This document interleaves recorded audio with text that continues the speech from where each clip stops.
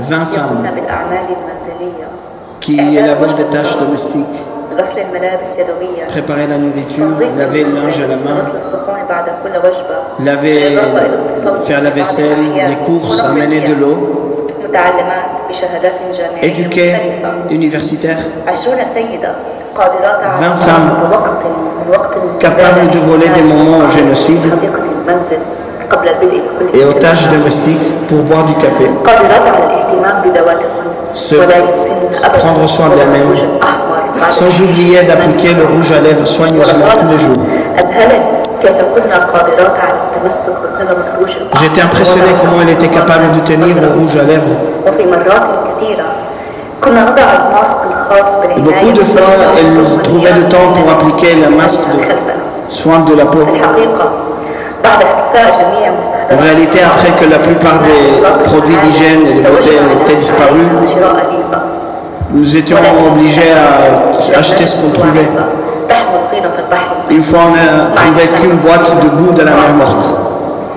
أذكر يومها حين هممنا بشرائها لأجل الليفة. Je me souviens que le jour où nous l'avons acheté, لا بأس أن يموت الإنسان. une amie a dit que c'est pas grave si on meurt, على الأقل tant qu'on a la peau bien entretenue, au moins on dira lors de notre enterrement que nos visages brillaient. ما شاء الله في نور وجوههم. تلك اللحظات تحديدا التي كنا نحاول نكون فيها ذواتنا كانت تفصلنا عن صوت الزنانة وضربة المدفعية المتواصل. Ces moments qui étaient interrompus par les sons de l'artillerie et des drones. والصواريخ. كل أصوات الآلات القتل الآلات الحربية تتحول إلى سيمفونية ضحكات متبادلة. Et ces sons des machines de mort se transformaient dans une symphonie pour nous. أن ينهار العالم لا يعني بالضرورة انهيار بشرتنا. Alors que nous prenions soin de notre peau, que le monde s'écroule ne veut pas dire que nous devons arrêter de prendre soin de notre peau. نحصل على أفضل حمام ساخن. Et après, nous prenons le meilleur bain chaud, avec de l'eau chauffée au bois, avec des restes de cendre dedans. Et ça nous rappelait de notre vie passée, quand nous pouvions trouver tout ce qu'on avait besoin. Nous sommes allés chez un vendeur, le seul restaurant à Gaza qui vendait des parfums. On cherchait nos parfums préférés. Le mien c'était le Red d'Or. Il est le préféré pour moi parce qu'il n'est pas trop fort. Il faut qu'une amie s'approche pour m'embrasser pour qu'elle le sente. Ça maintient une certaine privacité. C'est une privacité très unique. أنه كان يوفره لي في الأيام العادية أي قبل العدوان الإسرائيلي بصعوبة.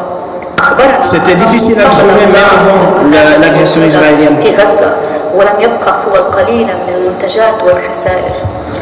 ولكنه حاول أن يوفر لنا ما استطاع. Il ne restait pas beaucoup de produits de beauté, mais ce vendeur a essayé très fort de procurer ce qu'il pouvait. والذي يشبهها جدا. Et même, il a trouvé le parfum préféré de mon ami Fida, Elissa. Son odeur me fait rappeler.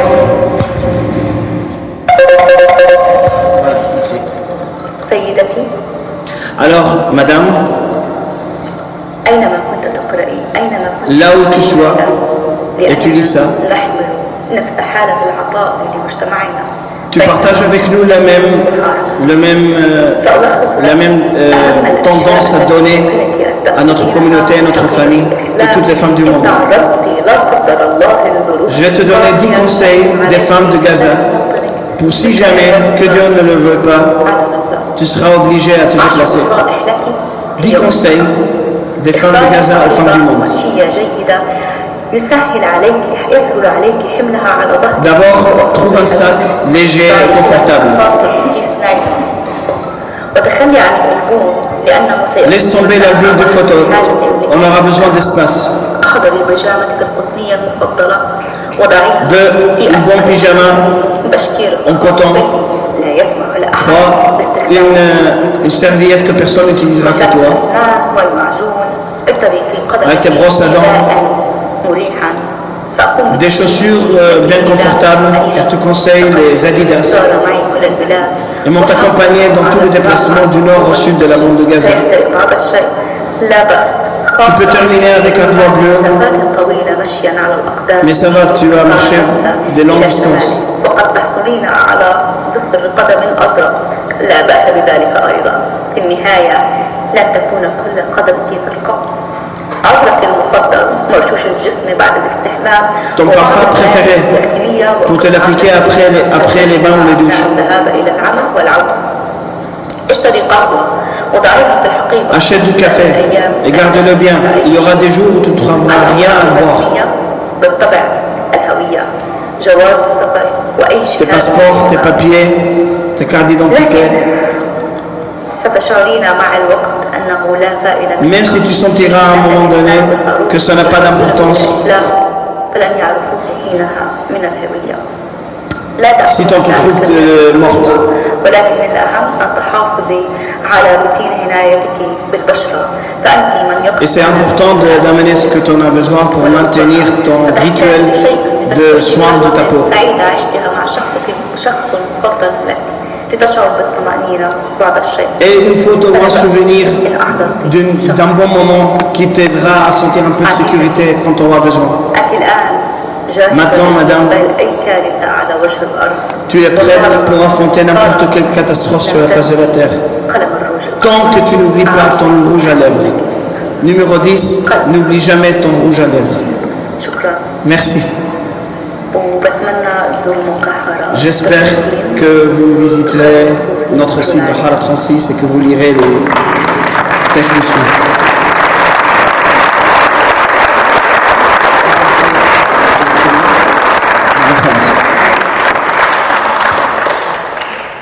Okay. Alors ça c'était Bissam Natil, elle est membre de notre comité de rédaction et elle est à Gaza. Elle a écrit tout un livre des mémoires du génocide, Dhakirat al-Udwan, et elle a écrit de la première jusqu'à la dernière lettre pendant le déplacement qu'elle vient de décrire, et elle l'a publié. Et je l'ai trouvé déjà à Ramallah et à Amman. Et comment elle fait pour écrire et produire et publier dans ces conditions-là, c'est incroyable. Les Gazaouis et les Gazaouilles, parfois je pense que c'est une autre espèce de Palestiniens. C'est une autre qualité d'animaux humains. Et bon, je vais terminer par un texte qui résume un peu cette guerre pour le récit, qui ne se limite pas aux news actuelles, mais qui s'étend jusqu'aux plus profondeurs de l'histoire. L'histoire enterrée de l'onction du roi. Il y a beaucoup de siècles, avant que le premier texte sacré ne soit écrit, dans un village de la Palestine antique, une femme cananéenne préparait l'huile d'olive dans une assiette pour un nouveau petit déjeuner. Elle ne savait pas pourtant qu'elle fondait ainsi une tradition qui allait parcourir le monde et qui serait associée d'une étrange manière aux tragédies de l'histoire jusqu'à ce jour-ci. Les siècles passent et quelque part dans les collines de Palestine, les gens entendent un prêtre lire de ce qui sera plus tard connu comme l'Ancien Testament. Une histoire sacrée, celle de l'investiture des rois, des prophètes et des prêtres du peuple antique d'Israël par le rite de l'onction, c'est-à-dire l'onction des mains, de la poitrine et de la tête d'une personne avec l'huile d'olive, indiquant sa consécration à Dieu. Les années passent et les gens transmettent l'histoire de l'onction de Salomon, successeur de David, par le prophète Samuel. C'est ainsi que le rituel de l'onction sera associé au prestige, à la majesté et à la sainteté du pouvoir dans la tradition hébraïque. Les siècles passent et des rois de toutes couleurs, langues et religions se succèdent sur les collines d'Olivier et ses villages. C'est ainsi que sous la persécution des occupants et les armées des empereurs naîtra l'image du Sauveur. C'est lui qui viendra sauver le peuple de ses tyrans. et il sera appelé Messie, c'est-à-dire le oint par l'huile sacrée, car il sera roi, prêtre et prophète. L'attente se prolonge et la tradition hébraïque, qui n'était qu'une version très spéciale des anciennes traditions cananéennes, se transforme en une communauté confinée dans ses collines, submergée dans une mer de nombreuses autres cultures et traditions. Cette communauté, qui est devenue plus tard connue sous le nom de Juifs, avec toutes ses traditions, ses textes sacrés et ses contes, aurait pu finir, comme toutes les autres civilisations et tous les autres peuples de la Palestine ancienne, au fond des livres d'anthropologie sur des étagers poussiéreux du monde moderne. Or, le destin l'a voulu autrement. Il se trouve qu'après près de 70 ans de l'occupation romaine de la Palestine, un jeune prêcheur galiléen, charpentier, fils de charpentier, qui n'avait aucune lignée royale connue de son temps et qui n'était issu de la classe des clercs ni des scribes, a commencé à annoncer un royaume qui n'était pas de ce monde. Un royaume où les lépreux, les pauvres et les humbles entreraient d'abord, et où les puissants, riches et arrogants n'y entreraient que comme un chameau entre par le trou d'une aiguille.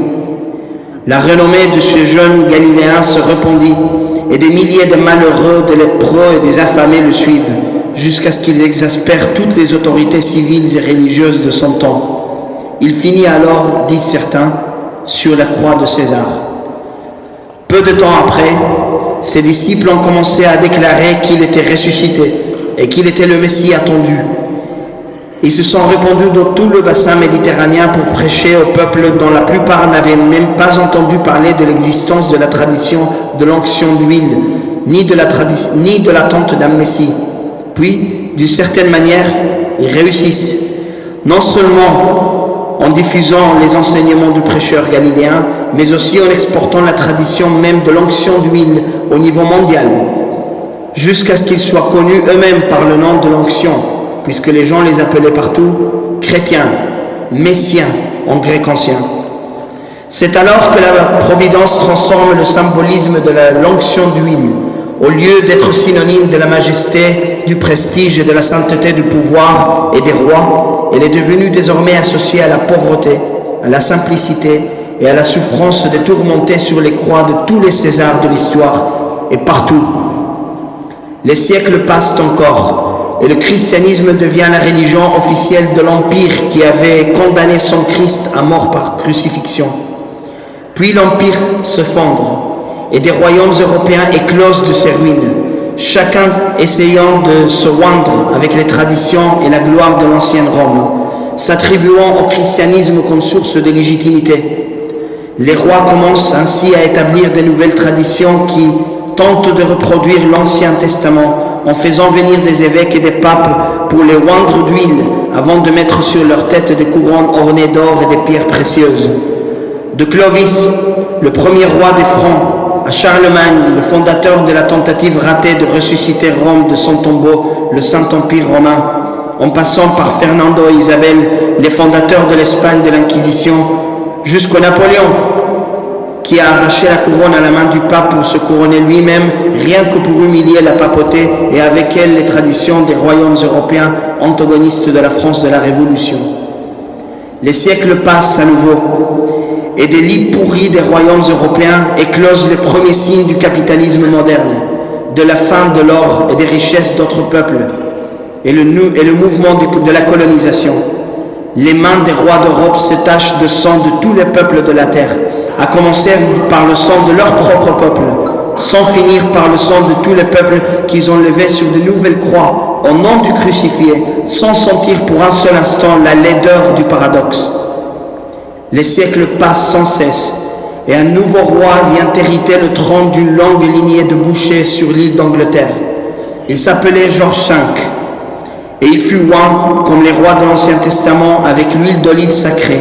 Et c'est en son nom et au nom du gouvernement de Sa Majesté que son ministre d'Affaires étrangères, Arthur Balfour, annonce la fameuse promesse de donner la Palestine à une bande de bourgeois blancs convaincus qu'ils étaient les descendants de David et de Salomon, sous forme d'une lettre intitulée « À Cher Lord Rothschild ». Les années continuent de passer et une jeune fille d'une vingtaine d'années, Elisabeth, et ointe l'huile sacrée, comme le veut la tradition, reine d'Angleterre. Alors qu'elle monte sur le trône, des bulldozers dans les villages récemment dépeuplés de Palestine arrachent les oliviers descendants du premier arbre duquel la première huile a été prise pour oindre le premier prophète cananéen de l'Ancien Testament. Les années n'arrêtent pas de passer et il semble que la reine ne mourra, ni que le rugissement de bulldozer s'arrêtera, ni que les Anglais comprendront un jour pourquoi l'huile d'olive et rien d'autre a eu cette occasion unique d'immortalité et de sacralité. Les années continuent de passer et quelque part dans l'abbaye de Westminster, près de Londres, un évêque s'apprêtait, après son petit déjeuner aux œufs frits au beurre écossais, à préparer l'huile sacrée avec lequel un vieux de plus de 70 ans d'âge a été oint peu de temps plus tard comme roi, sans pouvoir et sans plus aucune véritable raison de l'existence de son titre sur l'île d'Angleterre.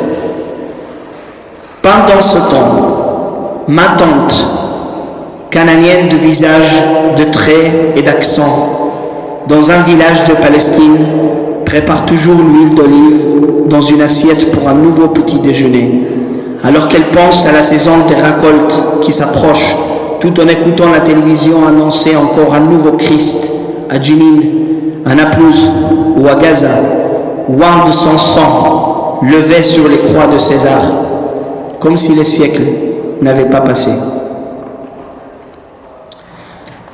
Merci.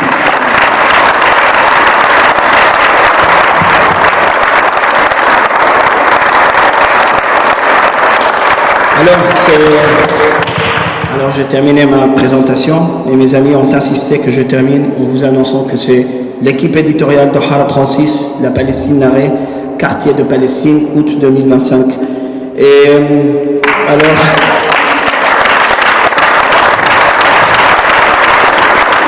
Avant de vous laisser réagir, donc ça c'est le code QR que vous pouvez scanner.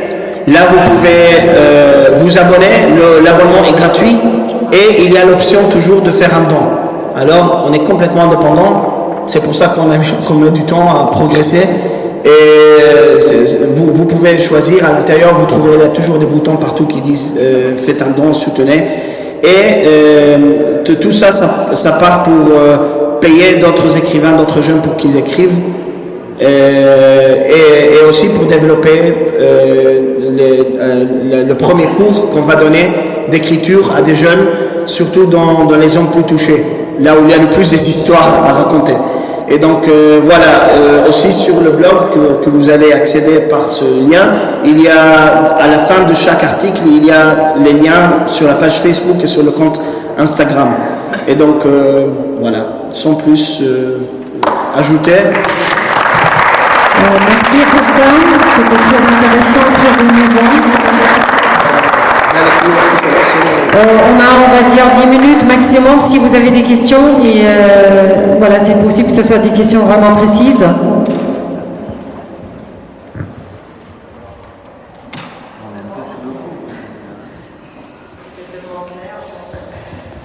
Je pense que on a du mal à souffler, on a du mal à respirer. Ok, madame là-bas.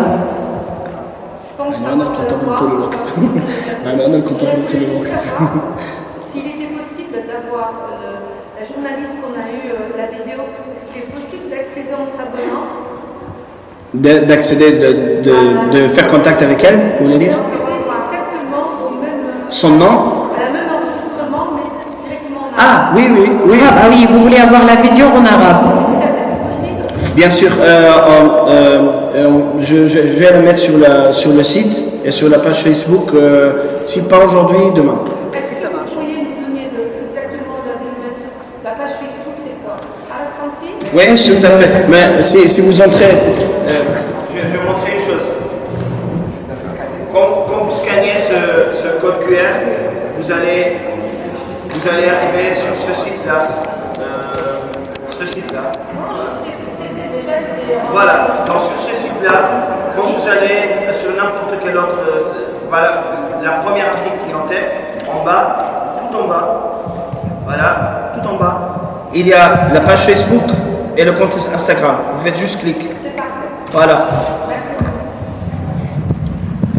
Super, bah écoutez, merci infiniment à Qassam. Vraiment, moi-même j'ai du mal à parler là. C'était tellement intense, c'était tellement fort. Bravo à tout ce travail magnifique et remarquable.